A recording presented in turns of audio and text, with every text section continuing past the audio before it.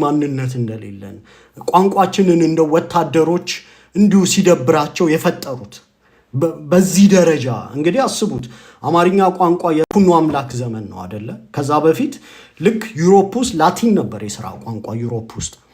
በኋላ ላይ ነው ሌሎች ቋንቋዎች ላቲንን እየተኩ የመጡት። ላቲን የፍልስፍና ቋንቋ ተደርጎ የድሮ የአውሮፓ ዕውቀቶች በላቲን ነው የተጻፉት።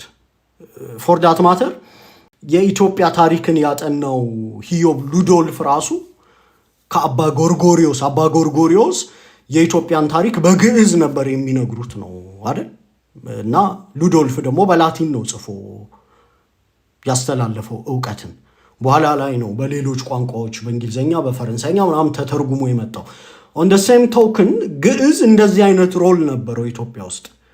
በኋላ ላይ አማርኛ ቋንቋ ልክ ሌላ ጀርመንኛ፣ ፈረንሳይኛ ምናምን ላቲንን እንደተካው አማርኛ ቋንቋ ደግሞ በ1270 የሶሎሞኒክ ዳይናሲቲ ሪስቶር መደረጉን ተከትሎ አንድ ቋንቋ አንድ ንጉሳዊ ስርዓት ሶሎሞኒክ ነኝ የሚል ስርዓት ሪስቶር ሲደረግ ያለ ምክንያት አይመረጥም።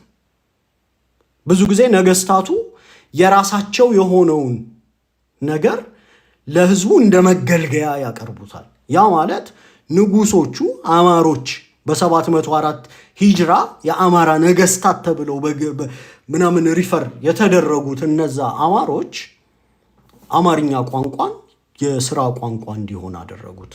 እንዲሁ ዝም ብሎ አንድ ንጉስ የወታደር ቋንቋ ሊለማመድ ምናምን አይፋለጥልህም። የወታደር ቋንቋ ሰዋሰው ያለው ቅኔ ምናምን የምትቀኝበት በጣም የተደራጀ የጽሁፍ ቋንቋ ሆኖ ፎር ሴንቸሪስ በኋላ ኢትዮጵያን የሚያገለግል ምናምን ሆኖ አይመጣልህም። ንጉሱ አብሶሉት ፓወር እያለው በዛ ዘመን ዝም ብሎ ወታደሮች የፈጠሩትን ቋንቋ ፒክ አድርጎ እኔ ልልመድ ምናምን አይልህም ማለት። ንጉሱ የሚናገረውን ቋንቋ ሶሎሞኒክ ዳይናሲቲ ሪስቶር ሲደረግ አብሮ ሪስቶር መደረግ ያለበትን ቋንቋ ነው ንጉሱ ለሱ ህይወቱን ለማቅለል ሌሎች የሱን ቋንቋ እንዲማሩ ያደርጋል። በዘመኑ አስቡት።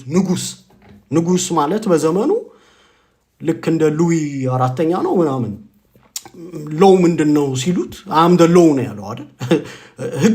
ህግ ምንድነው? ስርዓት፣ ህግና ስርዓት እኔ ነኝ ነው የሚሉ ነገስታቶቹ በዛ ዘመን ስዩመ እግዚአብሔር ናቸው።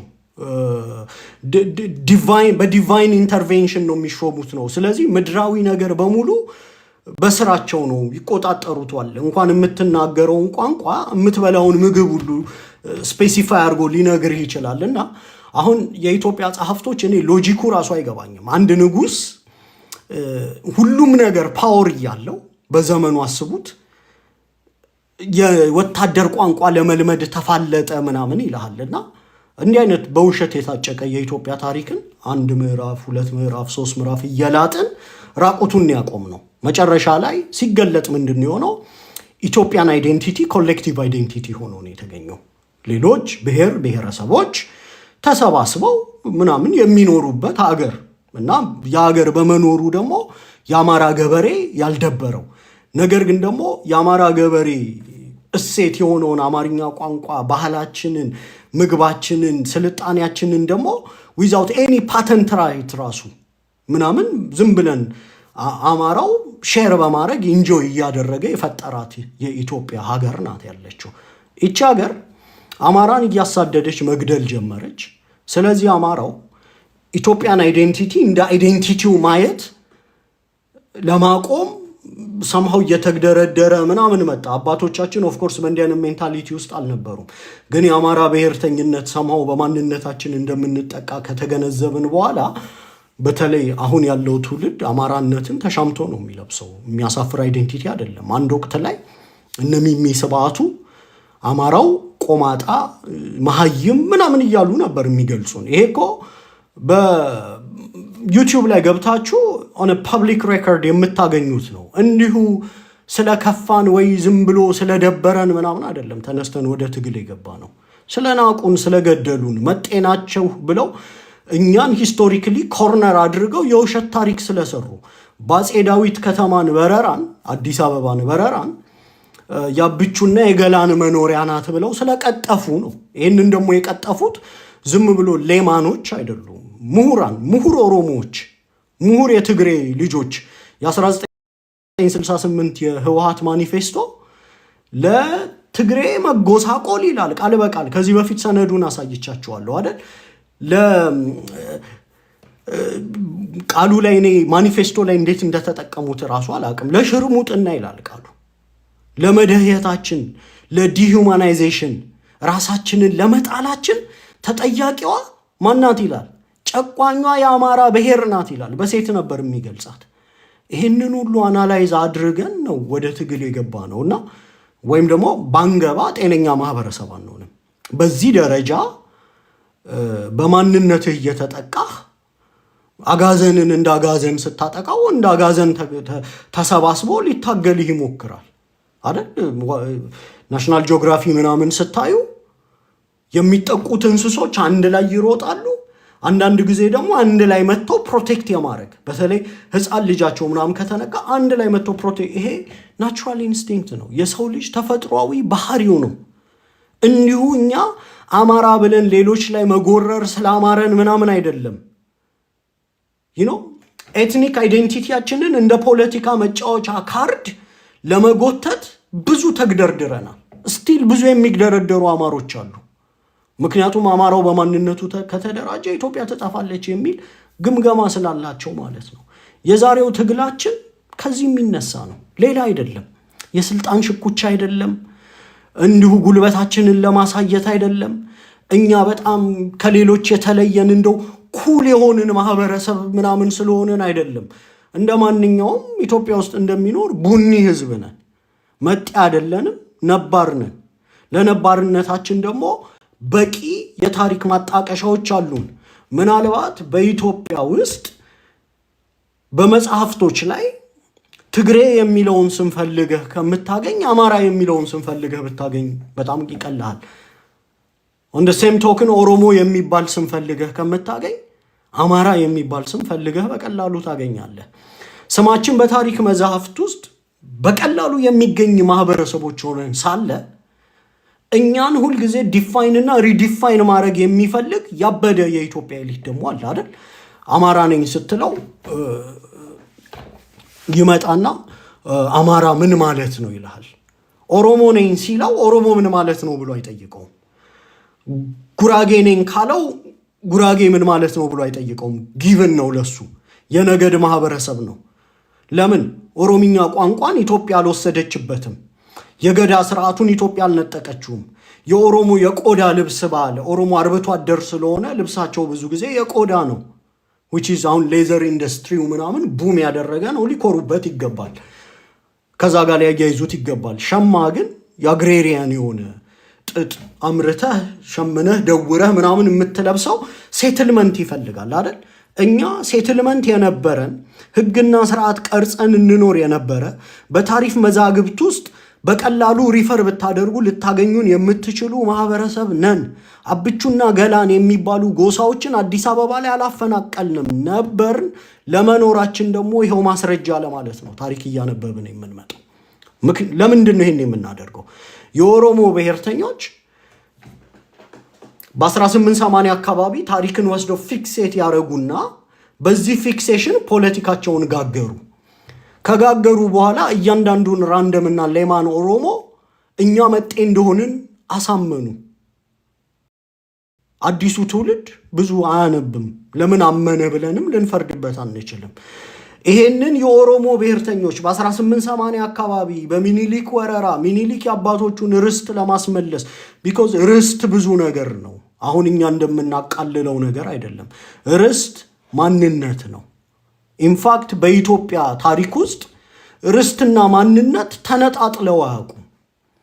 ስለዚህ ይሄንን እውነት ለማስረዳት የ16ኛው ክፍለ ዘመን የደረሰብንን የተዘገበ ወረራ እናስመሮም ለገሰ ጭምር የጻፉትን ጽሁፎች ሪፈር እያደረግን ልክ ታሪክን እንደ መጫወቻ ካርድ ጎትተው እኛን ከኢትዮጵያ የፖለቲካ ኮንስቲትዌንሲ ሊነቅሉን እንደሞከሩት እኛ ደግሞ ያንኑ ካርድ ተጠቅመን ታሪክን ተጠቅመን በኢትዮጵያ የፖለቲካ ኮንስቲትዩንሲ ውስጥ ደናደራችሁ ወይ ብለን እንደ አማራ ሰላምታ ሰተን ማንነታችንን የብሔር አይዴንቲቲያችንን መደራጃ አድርገን መጣን። ይሄ ወንጀል አይደለም ማለት ነው። ይሄ አሁን ብዙ ጊዜ ኢትዮጵያኒስት ኤሊቱ ምናምን ስንል የጥላቻ አይደለም። ኢትስ ጀስት የኔን ማንነት ፕሩቭ ለማድረግ አንተ የምትናገረው ቋንቋ፣ የምትለብሰው ሸልማ፣ የምትበላው ወጥ መጀመሪያ ፎር አ ጉድ ኮዝ የኔ መሆኑን ዲኮንስትራክት አድርጌ ማሳየት አለብኝ። ምክንያቱም እኛ ዝም ስንል ምን መባል ጀመረ? አማራ እኮ አማርኛ ቋንቋ ይናገራል እንጂ አማራ አይደለም ይሉሃል። ትንሽ ይቆዩና አይ ቋንቋውን እኮ የአገው ነው ይሉሃል። አገውኛ ነው እያወራ ያለው። አንድ ማህበረሰብ ሁለተኛ ቋንቋ ዝም ብሎ አይፈጥርም። ለምን ይፈጥራል? የማይጠቀምበትን ዛሬ ላይ ለልጆቹ በጽሁፍም በምንም በንግግርም ያላስተላለፈውን በነገስታቱ ስርዓት ውስጥ ጭምር የመንግስት ቋንቋ የሆነውን የራሱ ቢሆን የአገው ማህበረሰብ እኮ ዛሬ ድረስ ከአማራው በላይ እየተናገረው ምናምን ታገኙት ነበር አይደል?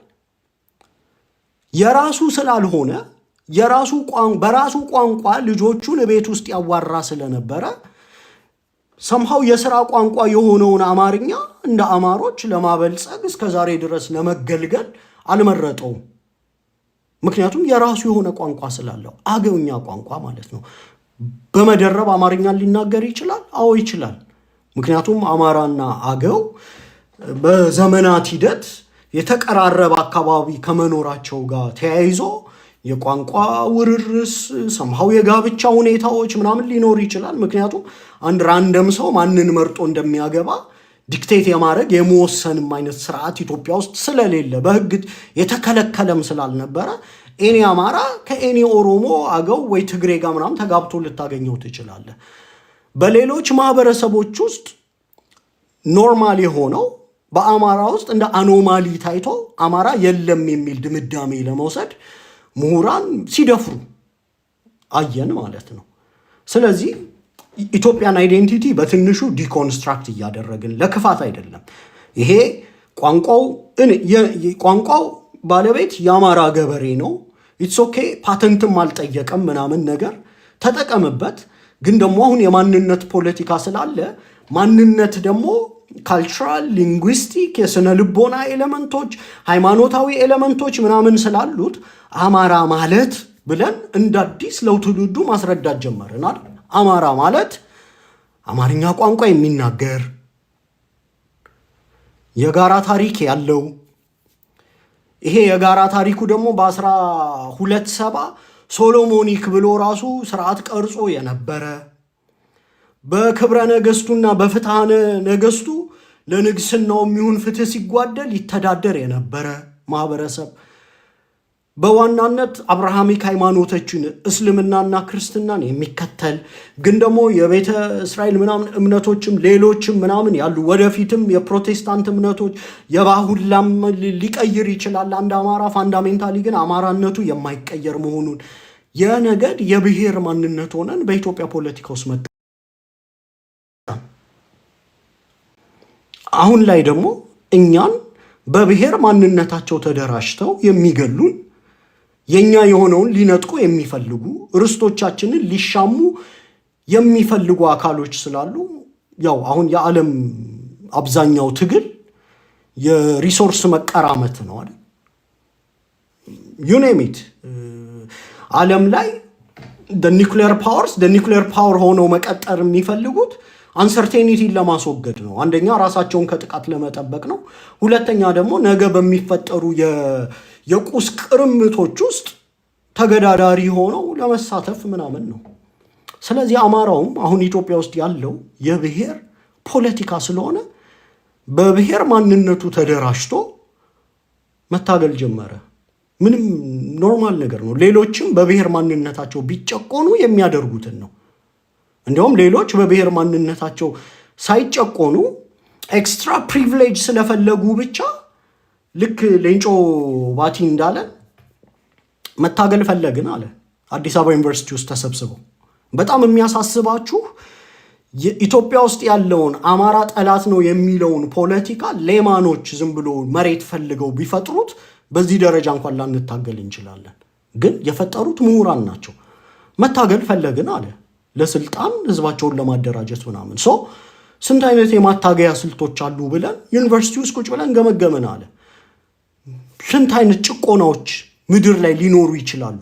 ስንት አይነት ጭቆናዎች ኢትዮጵያ ውስጥ አሉ? አይደለም እነ ሌንጮ ባቴ የገመገሙት በምድር ላይ ስንት አይነት ጭቆናዎች ሊኖሩ ይችላሉ ብለው ገመገሙ። ኢትዮጵያ ውስጥ ባይኖርም እንኳን የብሔር፣ የሃይማኖት፣ የጾታ ምናምን እያሉ የጭቆና አይነቶችን ዘረዘሯቸው።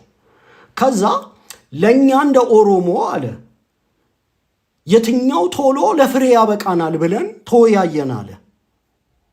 ስለዚህ የብሔር ጭቆና የሚለው ቶሎ ለስልጣን እንደሚያበቃን ስለተረዳ የብሔር ጭቆናን ፒክ አደረግንና የብሔር ጭቆና አለ ካልክ ደግሞ ጨቋኝ ብሔር መፍጠር አለብህ። ስለዚህ ሰምሃው ስልጣን ላይ ከ1270 ጀምሮ በሶሎሞኒክ ዳይናሲቲ ህግና ስርዓት የቀረጸው አማራ ነው። ኢትስ ኢዚ ይሄን ማህበረሰብ ጨቋኝ አድርጎ መሳል አደረጉት። ወደ ትግል ወጡ። አሁን ላይ እኛ የምናደርገው ትግር ይሄንን የመገልበጥ ነው። ታሪክ ስናወራ እንደው በቃ የምናነበው መጽሐፋትን የታሪክ ሱስ ኖሮብን ምናምን አይደለም፣ እንደሱ አይደለም። ኢትዮጵያ ውስጥ ፖለቲካና ታሪክ ተነጣጣይ ስላልሆኑ እኛን መጤ ያሉንን መጤ ያለመሆናችንን ማስረዳት ስለተገደድን ይሄን ሲምፕል ሎጂካውን ማንም መጥቶ እኔ ሊቃወመኝ አይችልም። ሰላሌ ግራሪያ መሆኑን በመጽሐፍቶች ውስጥ ያለ ነው። ዛሬ ሰላሌ ኦሮሞ ነው ምናምን የሚለው ፋክት በቀላሉ በኢትዮጵያ ፖለቲካ ውስጥ ተሽጧል። አይ እንደዛ አይደለም። ኦሮሞ በ16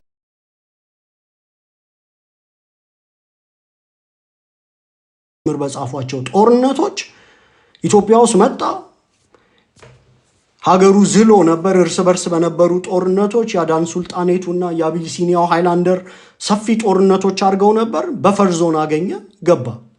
ከዛ በኋላ ሲሞክር ሲወጋ ቢኮዝ ተዳክሞ ነበር አይደለ? የአቢሲኒያው ሃይላንደር ፎር ዳት ማተር የአዳን ሱልጣኔቱንም ወቅቶታል። የሐረር ግንብ ለምን ተገነባ ብሎ አንድ ሰው መጠየቅ ይችላል።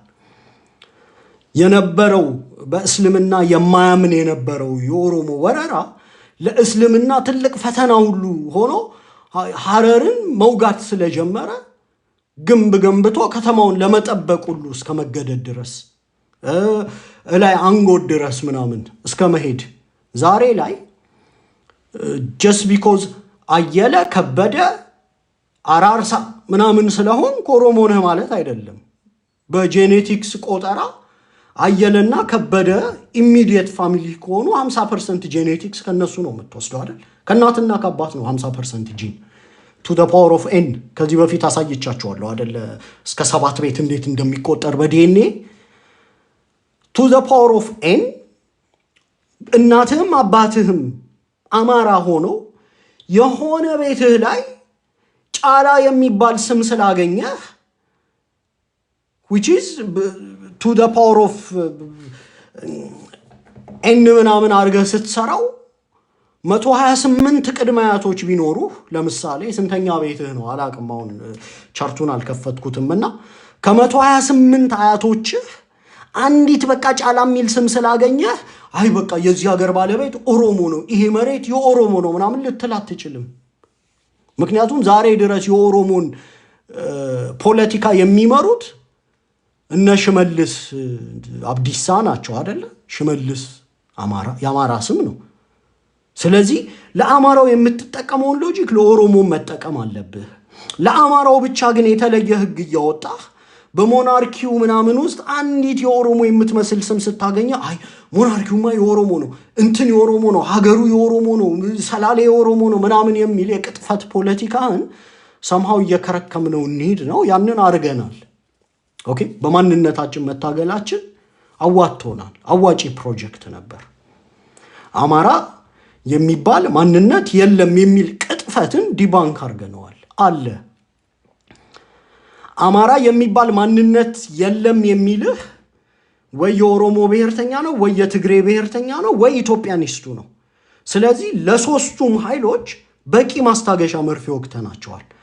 አማራ የለም ሲልህ አንድ ኦሮሞነት ምንድን ነው ብለን በረበርን አይደለ ዲኮንስትራክት ስናደርገው ዶክተር ነጋሶ ጊዳዳ እኔ የወጣውበት ብሔር 28 ነገዶችን የዋጠ የኔ ሰባተኛ አያት ጠፍሮ የዳሞታ ብሔር ተወላጅ ነበረና እኔ ዳሞታ ነኝ አሉን ዶክተር ነጋሶ የነጋሶ መንገድ ላይ በረበር ነው።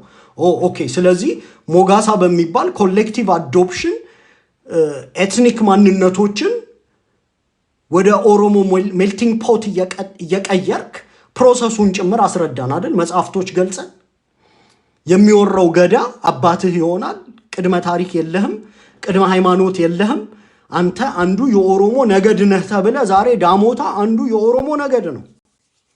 ስለዚህ ኦሮሞ አማራ ማን ነው ብሎ ሲጠይቀን አንድ ኦሮሞስ ማን ነው ብለን ጠየቅን ዲባንክ አደረግነው።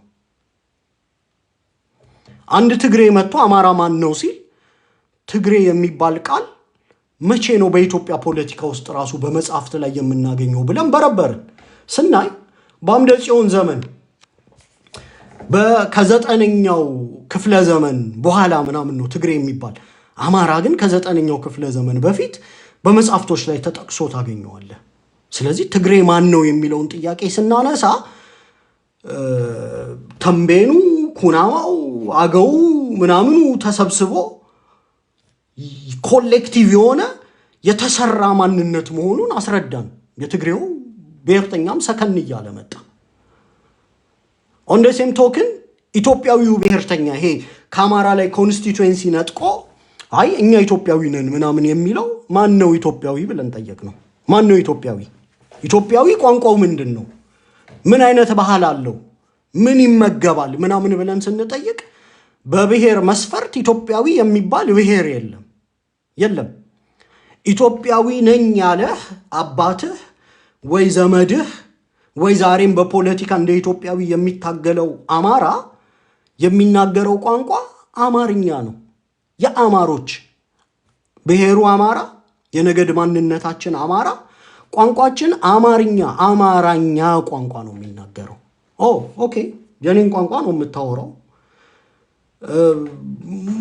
ሞናርኪው ምናምን ጭምር ለምሳሌ ቡላቶቪች የጻፈው መጽሐፍ ላይ ምን ይላል? የሚኒሊክ ወታደሮች እኛ የአማራው ሚኒሊክ ወታደሮች ነን ይላል አይደል? ከማሳዮች ጋር የተደረገውን ዲያሎግ ቡላቶቪች ሲገልጸው ሩሲያዊው ጸሐፊ። ከዛ ማሳዮቹ ማን ነው ሚኒሊክ አማራው ሚኒሊክ ምናምን ብለው ጠየቁ ምናምን ሲል እሱ ኃያል ነው ምናምን እያሉ አስረዷቸው ይላልና የአማራው ብለው ነው ሚኒሊክን የገለጹት። እኔ አይደለሁም የጻፍኩት ይሄንን ቡላቶቪች ነው የጻፈው። ስለዚህ የሚፈልጉ ወታደሮቹ ጭምር የአማራው ብለው ሪፈር ያደርጉት እንደነበረ መጽሐፉን አመጣን። ቡላቶቪች የአማራ ገበሬ አይደለም፣ ሊዋሽልህ አይችልም። ወይም ዩሪ ታደሰ በዚህ ዘመን የጠራው የአማራ ብሔርተኛ አይደለም። ስለዚህ አማራ የሚባሉ አማርኛ ቋንቋ ታሪካችን፣ ስነ ልቦናችን፣ ባህላችን ምናምን ርስቶቻችን በደም ዲፋይን አድርገናቸው መጣን። ኢትዮጵያዊ ብሔርተኛውን ዲባንክ አረግ ነው። አሁን በማንነታችን መታገል ጀመርን። የሚጨፈጭፉንን ፖለቲካል ቱል ነው ያላቸው። ናሬቲቫቸውን ነጠቅናቸው አይደል? አማራ ነገዳዊ ማንነት አይደለም ብሎ የሚንበዛበት ሰው ዛሬ አታይም። ቢኮዝ የሳት አሎሎውን ገልብጠህ ኦሮሞ ነገዳዊ ማንነት ነው ወይ ብለህ ራሱ ወርውረህለታል።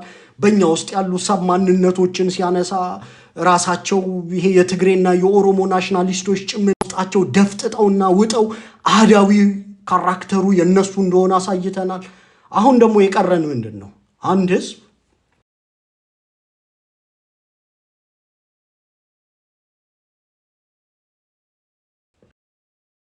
አሁን ያለንበት ፌዝ እሱ ላይ ነው። ታሪክን ዲኮንስትራክት አድርገናል። ማንነታችንን ሪኮንስትራክት አድርገናል። በደንብ ሪዲፋይን አድርገናል። አሁን ላይ ደግሞ የቀረን ምንድን ነው? አማራነትን አዘ ፖለቲካል ቱል መጠቀም ነው። በቃ አለቀ። አሁን እዚህ ፌዝ ውስጥ ነው የሁሉ ምስቅልቅል የምታዩት ማለት ነው። ምስቅልቅል ህዝቡ እየተጨፈጨፈ ነው። የህልውና አደጋ አለበት ተባልክ። ማን ያለህ ስትል የአማራ ገበሬ ነው የነገረኝ።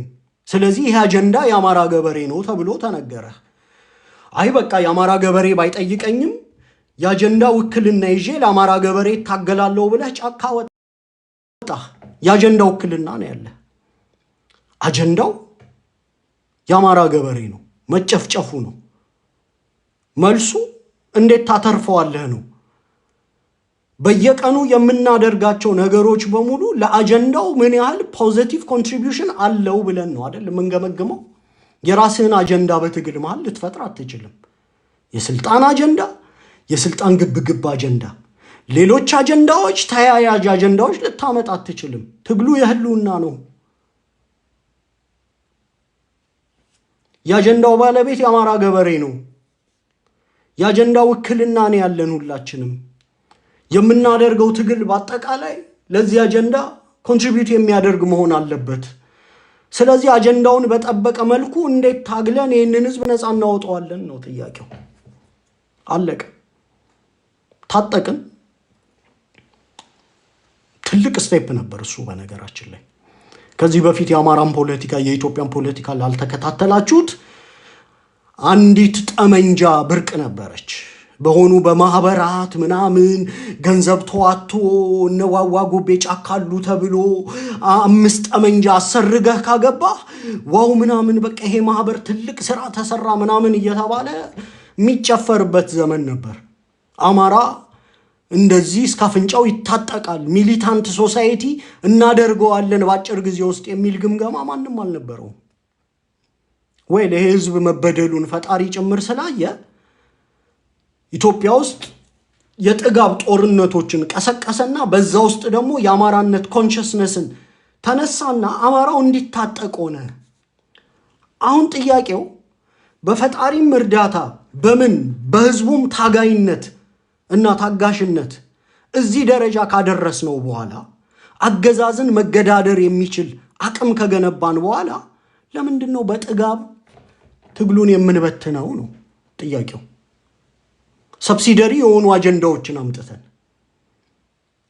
ጥቃታችን የጋራ ነው፣ ውርደታችን የጋራ ነው፣ ሽንፈታችን የጋራ ነው። ትግሉ አልተጠናቀቀም እኮ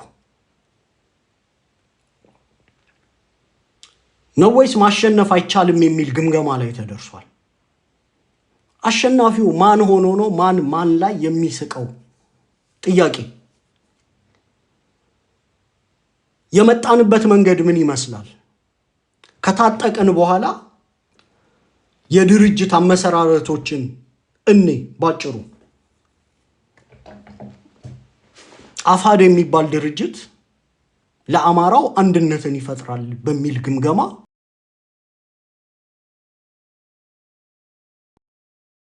ስልጣን ለመስጠት አይደለም። አፋድ ሲመሰረት የአማራውን ህዝባዊና ግዛታዊ አንድነት ያስጠብቃል ተብሎ ነው። ተበጣጥሶ መታገል አዋጪ ስላልሆነ አዋጭ ወደ ሆነው አንድ ሆኖ ወደ መታገል እንምጣና የህዝብ አንድነት ከነ ግዛታዊ አንድነቱ ጭምር እናስከብር። ስለዚህ አፋድ ሲመሰረት ይሄንን በአፋድ በሚባለው ድርጅት ጥላ ስር ማስፈጸም እንችላለን የሚል ግምገማ ነበራቸው ፋኖች። ፎር ሰም ሪዝን እሱ ፕሮጀክት ፌል አደረገ። እንዴት ፌል አደረገ? ልክ ዛሬ ዴጃvu ነው የሚመስለው ዛሬ የምንኖረው። ልክ ዛሬ ባሳየነው ነገር የተወሰኑ አደረጃጀቶችን ገፍቶ በአዴኖች ብሎ ደመጣጮች ብሎ አይ ይሄኛው አካል ራሱን ችሎ ቢደራጅ ከፈለጉ እነሱ ሁለተኛ አደረጃጀት ሆነው ይምጡ፣ እነዛኞቹም አይ እኛ ከዚህ ጋር ምናምን በመርህ አንሆንም ምናምን የሚል ብጥብጥ ተጀመረ። ኦኬ አትሆንም ከኔ ጋር ካልሆንክ ታዲያ ውጣ ምናምን ችግር የለውም እኛ በዲሞክራሲያዊ ምርጫ ተመራርጠናል ምናምን ተባለ። ፕሮፓጋንዳው ተሰራ። ከዛስ ምን ሆነ? የአፋድ የሌሎች ፋኖችን በንግግር በክርክር በሽምግልና በአማራ ባህላዊ እሴቶች አለማካተት አማራውን ምን አይነት ዋጋ አስከፈለው? መገዳደል አይደል? ትግል መዘግየት፣ ለአገዛዝ ምቹ መሆን። እጅግ በጣም ጠንካራ ስለሆንን ነው አብይ አህመድ እስካሁን ያላሸነፈን። እንደኛ እንዝላልነት ቢሆን ትግሉ ባይናው ተጠናቆ ነበረ። መንግስት በራሱ ጠንካራ ስላልሆነ ነው። መለያየትን በአፋድ ሞክረነዋል፣ አልሰራም። መለያየትን በአፋድ ሞክረው ካልሰራ መለያየት በአፋባ ሞክረው አይሰራም። ግልጽ ነው። ኦኬ። ሰው ከሰው ጥፋት ይማራል፣ ከራሱ ደግሞ ለርኒንግ ከርቭ ይማራል፣ ከራሱ ጥፋቶች ይማራል። በተለይ ከራሱ ጥፋት የማይማር ሰው በጣም ፉሊሽ ሰው ነው። መለያየት በአፋድ ጊዜ ካልሰራ መለያየት ዛሬ በምን መልኩ እንደሚሰራ አስበን የጨፈር ነው። ዴጃvu ነው። ያለፈውን 1 ዓመት ደግሞ መኖር ነው። የሚለየው ሸሚዝህን ልቀየር ትችላለህ። አንዳንዶች ደክሟቸው ከዚህ ትግል ራሳቸውን ሊያገሉ ይችላሉ። ኦፒኒየን ሜከር የተባልነው በትግሉ ውስጥ ያለንን ተጽዕኖ ዴሊበሬትሊ እየቀነስ ነው ልንመጣ እንችላለን። ነግረን ካልገባህ ማለት ነው። መጨረሻውን እያወቅ ነው። በአፋድ ጊዜ ፋኖቹን ጠርንፈን አንድ ጎጆ ውስጥ አለመክተት ያስከፈለንን ዋጋ እያወቅ ነው። በአፋባህ ጊዜ ይሄው መንገድ ይሰራል ብለን ማን ከማን ለመለያየት ነው የተለያዩ ኃይሎች የሚጨፍሩት የይዋጣልን ፖለቲካ ውስጥ የገቡት? ለኔ አይገባኝም። ኖረነዋል አይደል? ይሄን ኖረነዋል። it's just a reflection። በቃ በመስታወት ማየት ነው። ዴጃvu የሚባል ኮንሴፕት ታውቃላችሁ አይደለ? የሆነ ነገር ሀፕን እንዳደረገ እያንዳንዱን ነገር ፕሪዲክት ማድረግ ትችላለህ፣ መተንበይ ትችላለህ። እኔ አሁን በዚህ መንገድ ከቀጠለ የዛሬ 6 ወር ምን አይነት ቦታ ላይ ተቀምጠህ ምን አይነት ለቅሶ እንደምታለቅስ ልተነብይልህ ይችላለሁ። ዛሬ ላይ መስልህ ይችላል፣ ሁሌም አይመስለንም። ሰው እንዴት በመጣበት መንገድ ደጋግሞ ሊመጣ ያስባል። ትግል መንገድ ነው። ኦኬ። መንገድ ማለት ምን ማለት ነው? ዴስቲኔሽን አለ አይደል? ስትታገል ከኤ ተነስቼ ቢ ነው የምሄደው ትላለህ። ኦፕቲማል ፓዙን ልትፈልግ ትችላለህ። በትንሽ መስዋዕትነት ምናምን ብዙ አቋራጭ ፓዞች ምናምን ሊኖሩት ስለሚችሉ ማለት ነው። ኦፕቲማል ፓዙን ነው የምትፈልገው።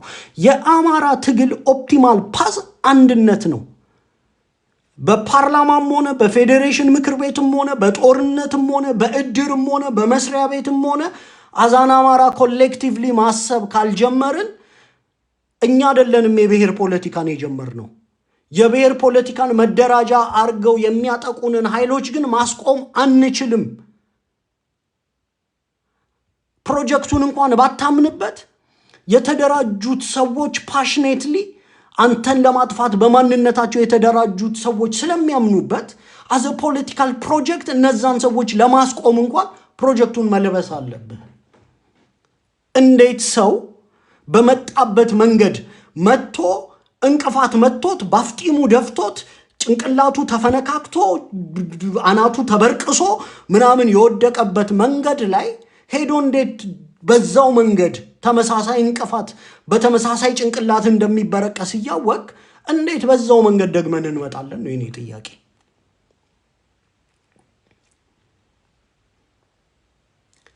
ያኔ ፋኖቻችንን በአማራ ብሔርተኝነት ማዕቀፍ በቄስም በምንም ገዝተን አንድ አድርገን ማቆም ችለን ቢሆን ኖሮ ዛሬ ትግሉ የት ነበር የሚሆነው?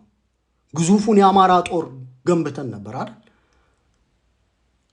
ግዙፉን የአማራ ጦር ካልገነባህ በተበጣጠሰ ነገር የአብይ አህመድን ወታደር ሙሉ ለሙሉ ገጥመህ ሰምሃው ላይ ያሸንፈን ይችላል። ግን አንድ ነገር ራሳችሁን ገምግሙ። ዛሬ ኦኬ አብይ አህመድ አያሸንፈንም የሚል ግምገማ ላይ ልንደርስ እንችላለን። አንገቨርነብል አድርገነዋል ክልሉን ምናምን። ኦፍ ኮርስ መዋቅሮችን መቆጣጠር አይችልም ምናምን። ግን የኛ አልቲሜት ግባችን አያሸንፈንም ነው ወይ ነው? ግብ ነው ወይ አያሸንፈንም ማለት? አብይ አህመድ 1000 ዓመት ብትዋጉን አታሸንፉንም አለ። ይሄ የሽንፈት ስነ ልቦና ነው። ምክንያቱም እየተገዘገዘ እንደሆነ ገብቶታል። ብዙ ቦታዎች አንገቨርነብል ናቸው። ሌሎች ፕሮክሲ ጦርነቶች እየመጡ ነው። የህወሓት የኤርትራ ኃይሎች አሰላለፋቸውን እያስተካከሉ ነው። ስለዚህ አብይ አህመድ ለመቆየት ነው የሚታገለው። አታሸንፉንም ቢል አብይ አህመድ አይ ካን አንደርስታንድ። የማሸነፍ ሌቨሬጁ እጅህ ላይ ያለ አንድ አማራ አንድ ህዝብ መሆን አቅቶህ ሪሶርስህን በአንድ ማሳለጥ አቅቶህ አብይ አህመድ አያሸንፈንም ወደሚል ትርክት እንዴት እንወርዳለን ነው? እናሸንፋለን ብለን ነው የጀመርነው። ማሸነፍ በብዙ መልኩ ሊገለጥ ይችላል። ለምንድን ነው ዛሬ ይሄን ቤት የከፈትኩት? የመክፈት ነገር ኖሮኝም አይደለም። አም ታይርድ ነኝ። ይሄ ኢን ሲጀመር ራሱ ህዝብ ባይቸገር የግል ባህሪያችንም እንደሱ አይደለም። በዝምታ መኖር የምንወድ ሰዎች ነን። ግን ደግሞ በቃ አይናችን እያየ አንድ አደረጃጀት ተነጠለ፣ በመነጠሉም የሚጨፍር አለ፣ ብቻውን በመቆሙም የሚጨፍር አለ። ምን አይነት ትግል እንደሆነ ግራ ይገባናል። እኛ የእልህ ፖለቲካ የት ነው የሚያደርሰን ነው። አንድ ካልሆንክ የሚያሸንፈው አካል ግልጽ ነው፣ አንተ አይደለም።